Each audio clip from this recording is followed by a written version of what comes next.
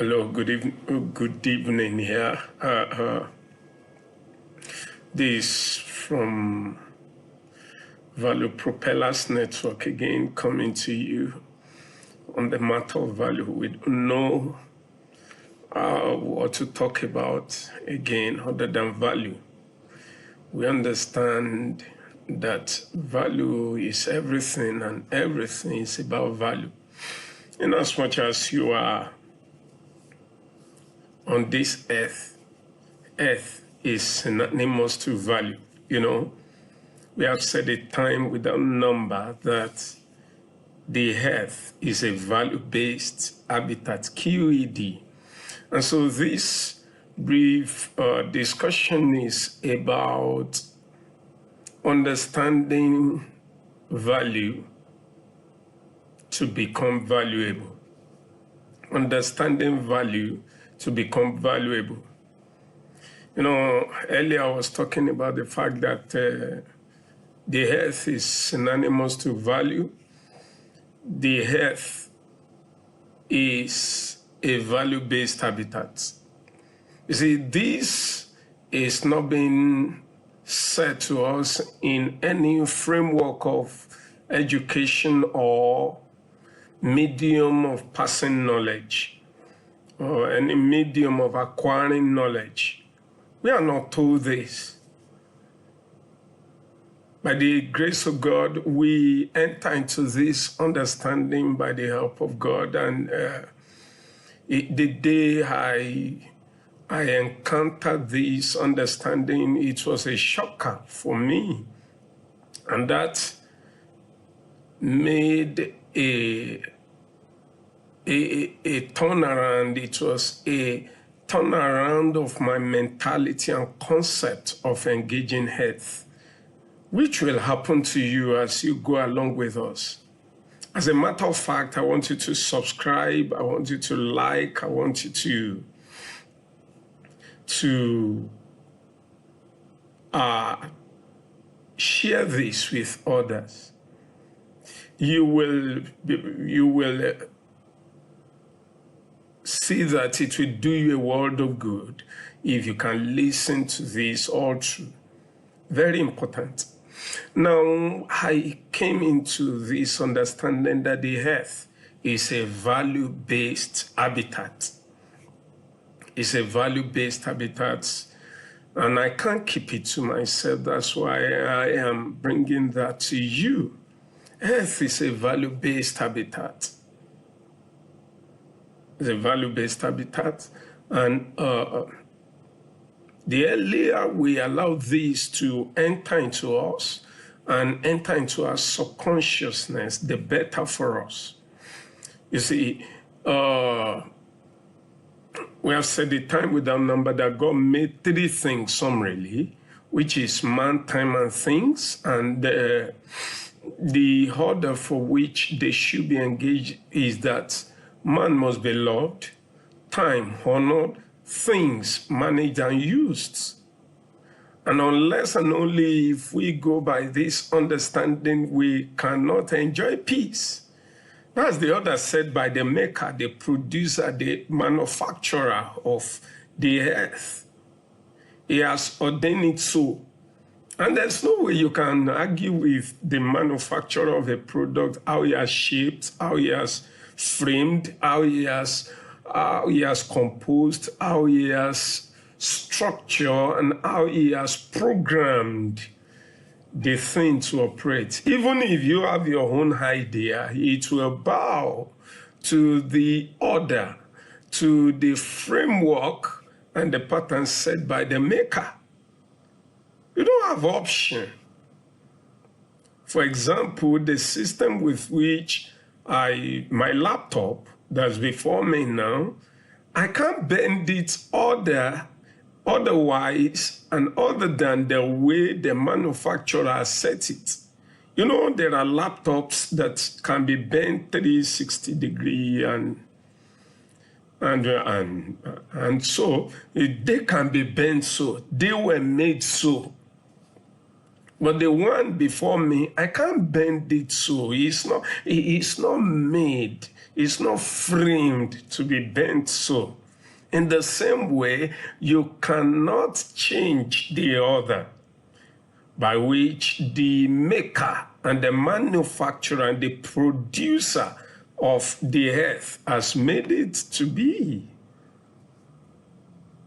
And you see, the reason why we have chaos, we have trouble, we have confusion, we have pandemonium everywhere is because men have tried to rework and invert and change the order that the Maker set. And that's where the challenge is. In rebellion, men have partnered with the devil and his courts to ensure that that order is reversed and changed to suit their own purposes. But you see, the Word of God makes us to understand that there are many devices, but only the purpose of God will stand.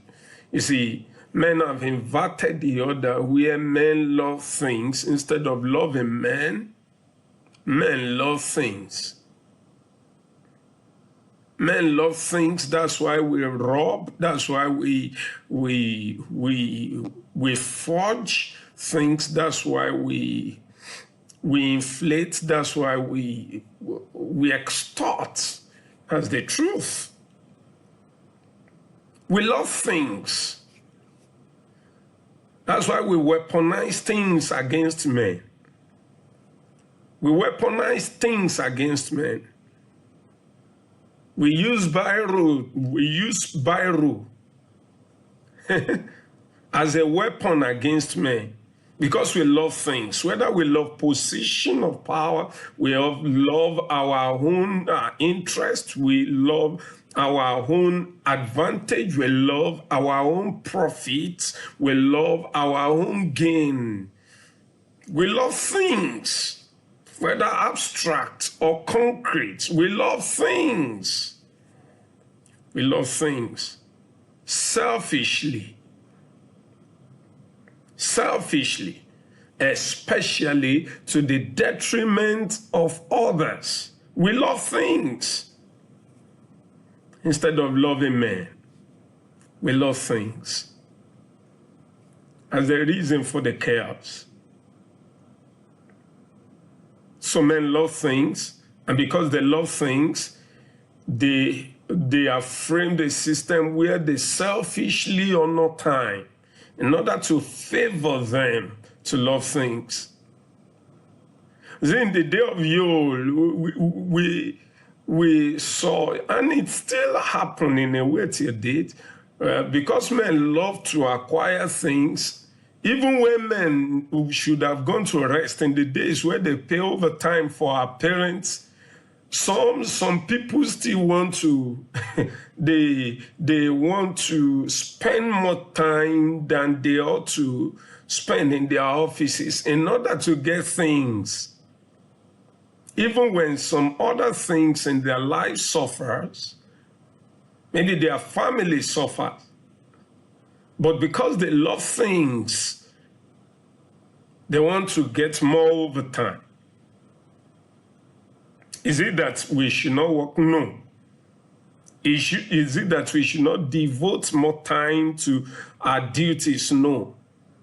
But when you have determined that because you just want to get some more advantage at the detriment of other call to duties, other essentials of life, for example, your family, for example, your destiny, for example, even your own life, where you should, you see, this day is becoming challenging in that many just want money. Instead of going for leave and go and rest, they wouldn't want to rest. They want to stay at the work, just get the money for leave, and then keep using them. Men selfishly honor time.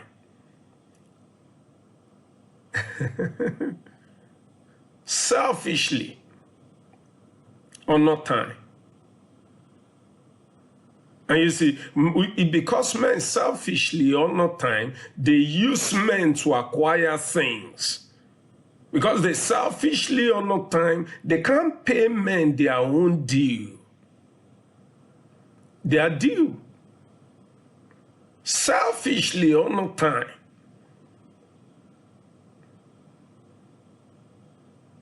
They cannot give what is due to others to them. They can't honor people. They cannot even allow people to enjoy their own time because they feel time should serve them at the detriment of others. So they cannot care for others because these people who are using their own time with them, they must keep serving them to their own advantage, to their own benefits, without considering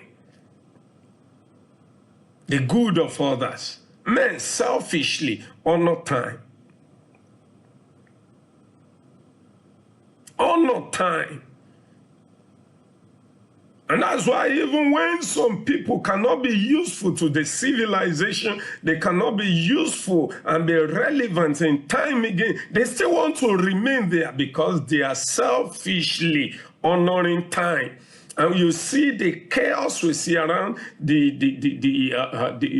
coup d'etat that we see raging around in Africa. They are testimony of the disease of selfishly honoring time. I remember the story of Gabon is before us, where the Bongo family has been the one ruling from 1960. Wow. The exact year that Nigeria had independence, it is Bongo family that has been ruling the nation all this while. Selfishly, honor time.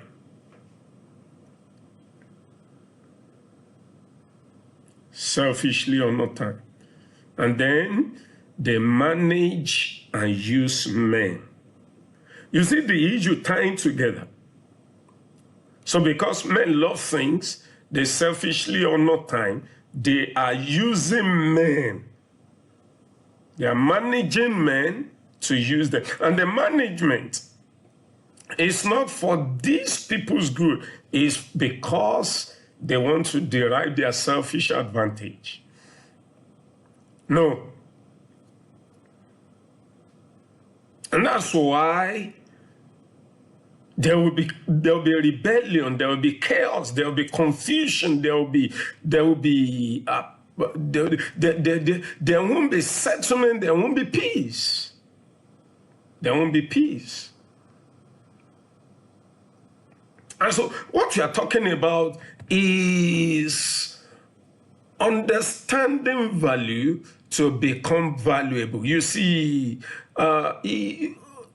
if we don't understand value, we'll keep abusing it. Many of us, we have thought that based on things that we have been taught, we have thought that we can, until we do some things, then will we be valuable? No. The truth is, until you understand value, you cannot be truly valuable. Until you understand the concept, value as a concept, you cannot be valuable.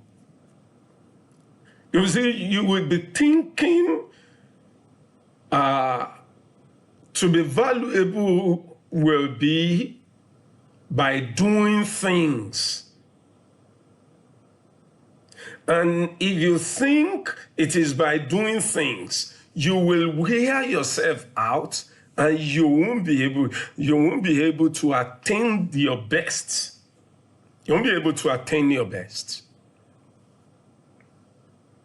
You won't be able to attain your best because you would have worn yourself out. You would have labored more than necessary. And for some, they might be thinking, well, I'm trying my best. I'm giving my best. In fact, you could have earned awards. Some people could have spoken highly of you, and yet you are still thinking within yourself, I have belabored myself, but it's like I'm not receiving commensurate benefits and reward that is necessary for me, that should actually justify what I'm putting in. Wait first until probably you understand this, that to be valuable, truly, you must understand value. You must understand value. Now, what is value in the first place? Value is the system of appreciation of the state of usefulness and relevance of a thing. It is the system of appreciation of the state of usefulness and relevance of a thing. It is also the state of determination of the worth of a thing. System of determination of the worth of a thing.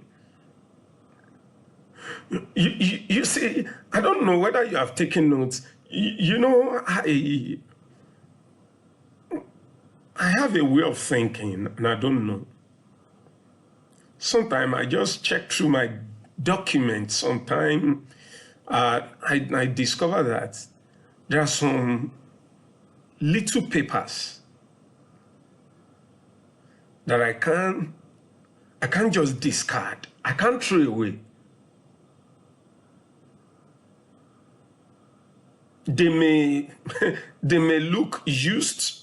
They may look as if they are too tiny. In fact, their tiny nature, or their disjointed, somewhat disjointed nature, should make for their being discarded. But somehow I can't discard them. Whereas I've had some plain sheets that I've given out, that I've thrown away, that I've dashed out to my children to play with and trash. Meanwhile, I've had big paper books that I've dashed out, but there are some tiny documents here and there that I have kept over years. And I can't just discard them. The reason is because of the value that is attached to them. Their worth, based on some dynamics, based on some things that they contain. I can't do, even though they are disjointed,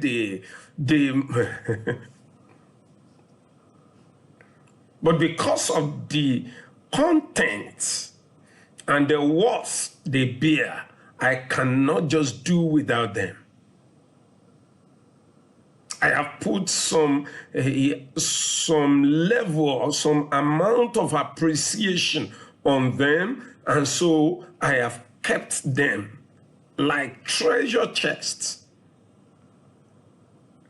I have determined the usefulness of the information contained in them, and so I can't just throw them away.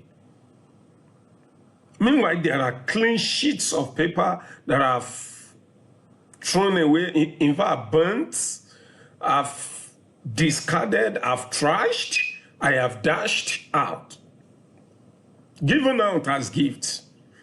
Beautiful jotting paper, which are empty, I have given them out. Diaries that have been used, I have dashed out. But disjointed papers, I've not been able to trash. Because I have determined their worth. That this paper is extremely important. That's value. They have value. Another definition of value is the framework. It is the framework of ranking or rating the goodness or otherwise of a thing. The goodness or otherwise of a thing. If you know that a tool is good, a material is good, it will in turn become precious to you. That is value. To be valuable, is the word valuable is a derivative word of value. Derivative of value. To be valuable means to be retainable, to be usable, to be serviceable, to be dependable. To be dependable. So when a man has maintained a constant use or a material has not failed you, is always there to be useful to you, and is always there, it doesn't fail, then you take it as a valuable material. In the same way, you retain a staff that is extremely valuable, always dependable, probably due to versatility, maybe due to experience, maybe due to skill, maybe due to abilities. Then you retain such staff. Now, understanding value to become valuable. How do we tie this together? Now, to be valuable, we must understand value. That's what we have said.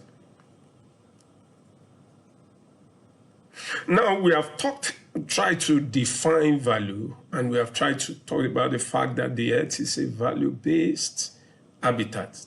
Now, we're not talking about the fact that there's a maker that made the earth so.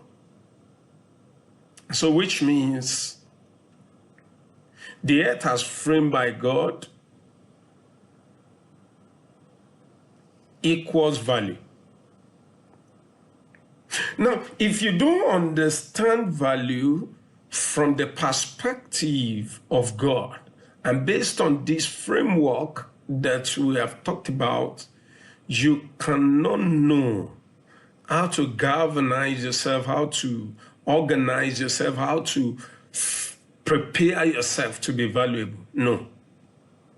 For example, we have said that, hardly, I don't think in all of my little readings that I've done, come across the fact that the fact that the earth is a value-based habitat. No. We use the word variously, use the word value variously. In fact, we understand some of the components that we engage on earth as value. In fact, we use the word value. Oftentimes, we use it variously, but we've not been able to associate it with the fact that the reason for our recurrent use, a repeated common use of that word value is because the earth is synonymous to that word value.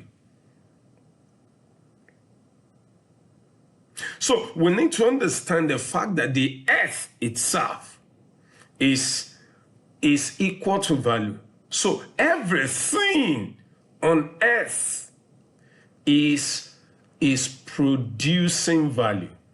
is producing value and is being sustained by value frame, by value operation, by value constituent. Everything that you have seen on earth retain a value constituent. A value constituent. And so, unless you understand the earth from this framework, you will continue to function little and you will be exploited. That's the truth. Because every man's problem is within the bracket of either ignorance or arrogance. Every man's problem is within the framework of either his ignorance or his arrogance, QED. So, understanding the earth as a value-based habitat give you an edge over and across your living. Very important for us to take note of that. That's what will give you edge.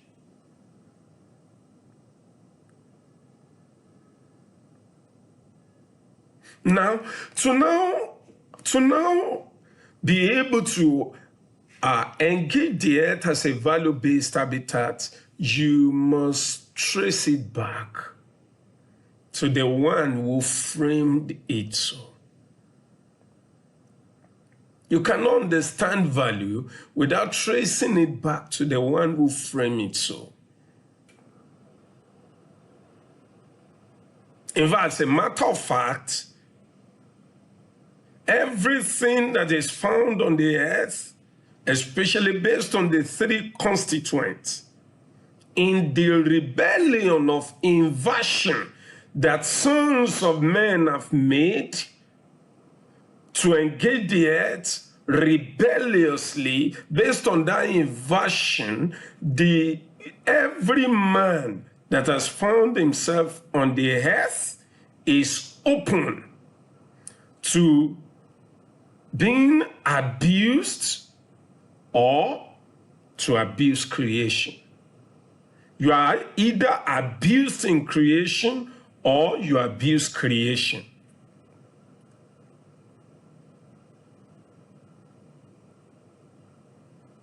And that's why we cannot get value out of things that we have around us.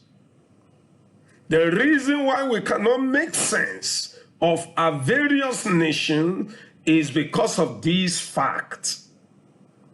Since men have determined and deduced strategies to invert the order of the Creator, then every man on earth is open to being either abused or would abuse creation. Will abuse creation.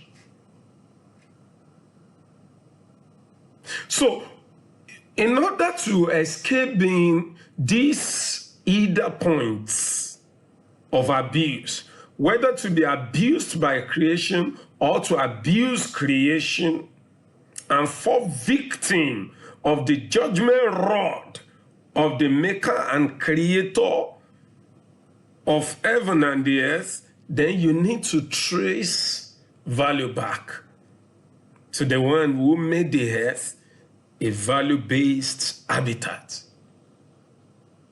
And seek to pilot your value frame, your value sense, your value constituent from the mind of the one who made the earth a value-based habitat.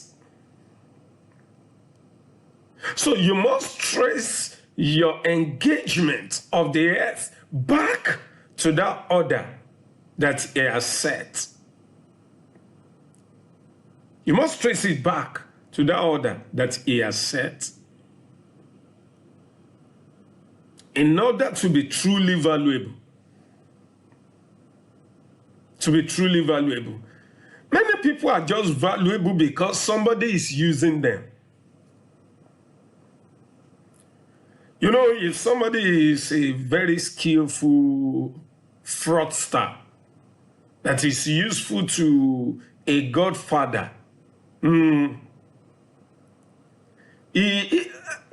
man will do everything to keep him refreshed, to keep him comfortable, to keep him well and well taken care of.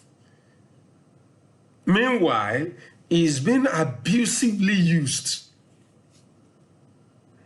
So to the one who is feeding and taking care and is making him comfortable is valuable. Meanwhile, the one being used might be dying inside. So to be truly valuable, if you are going to know that you are truly valuable, you must find satisfaction and sense of value from within yourself first. Not from things that are given to you, or how men are esteeming you, or how men are estimating you. No, you must find yourself valuable first, or else you are not valuable. You are not valuable. You are being abused. To be abused means to be abnormally used. Abnormally used. No, it's not normal. If it is the fellow who is deriving value from you that is doing everything to keep you, even when you yourself you are dying, then you are not valuable. You are not valuable. No, you are being abused. And so you need to sit and check yourself. Please, with everything, the comfort, the paraphernalia of office, the profits that accrue to me, do I have rest? Do I have peace? Do I feel fulfilled? Do I truly feel successful? Until you can reconcile your value and tie it around these matters, especially those things that are intangible. At Value Propeller, we call things that you cannot feel, which are good. We call them intangible values. Until you can measure yourself, your value, your valuability around things that are called intangible value, like we have mentioned: rest, sense of fulfillment, success, peace, tranquility, health. When you can measure this within yourself and you are satisfied with them, that's when you are truly valuable. That's when you are truly valuable. And you see, we said to be valuable means to be retainable, to be usable, to be serviceable, to be dependable. Now, taking the word, for example, the issue of retainable. Do you think you should still be in this life? Because many, even though they have money, they have been treated to high things, they have been given much, they have been paid much, but they feel so abused that they are contemplating suicide. even as I'm talking. Many people, they are being paid handsomely, but they are feeling used. They are feeling unfulfilled. So they feel they cannot retain themselves in this life. And so with that, you can't say you are truly valuable.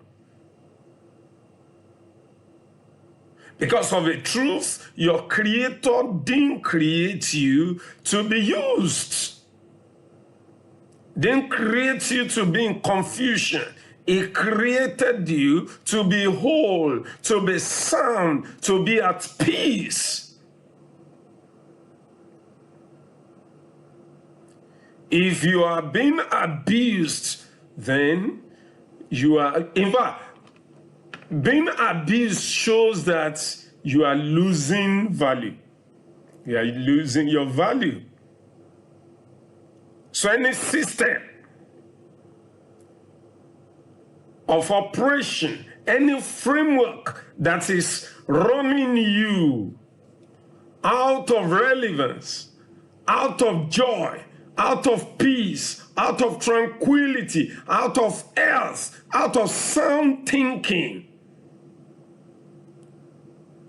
out of joy, out of peace, out of rest, then that's a framework that is retaining selfish valuability of your person and even your resources. Then you need to fight. You need to fight to recover your value. You need to fight to recover your value.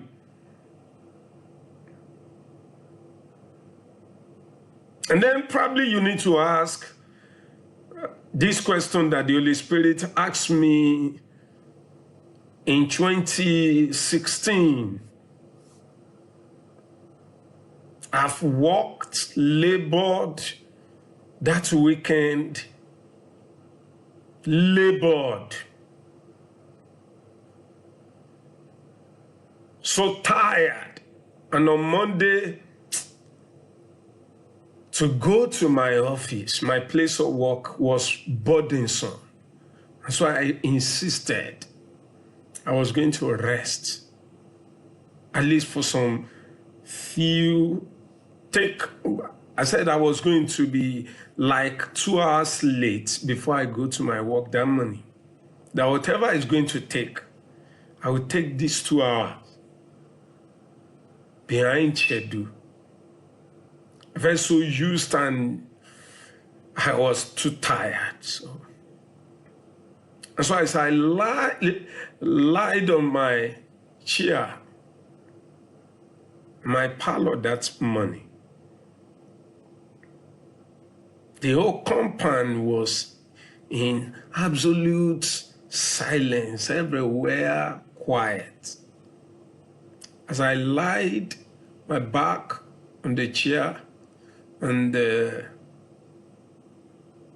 was trying to catch some sleep, I heard it loud and clear in my ears. And I know it's the Spirit of God. He asked me, who is using you?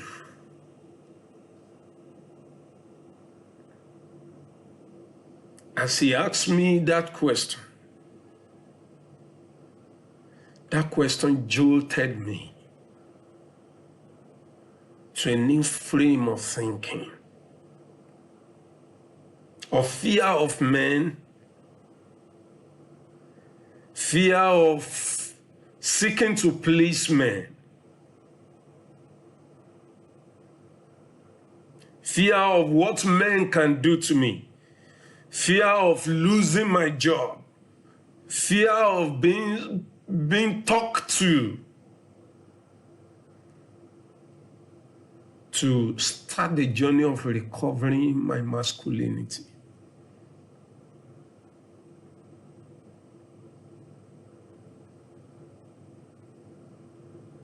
So that's my own experience, and I brought it to you today.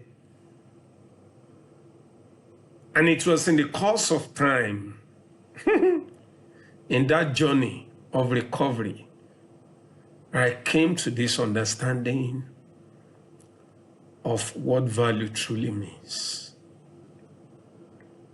And that's a journey that brought me down to what I'm doing with you today and what I'm passing to you. So you need to understand value first from the mind of the Creator before you can be truly valuable. I pray God will give you understanding. I pray God bless you. Thank you. God bless you.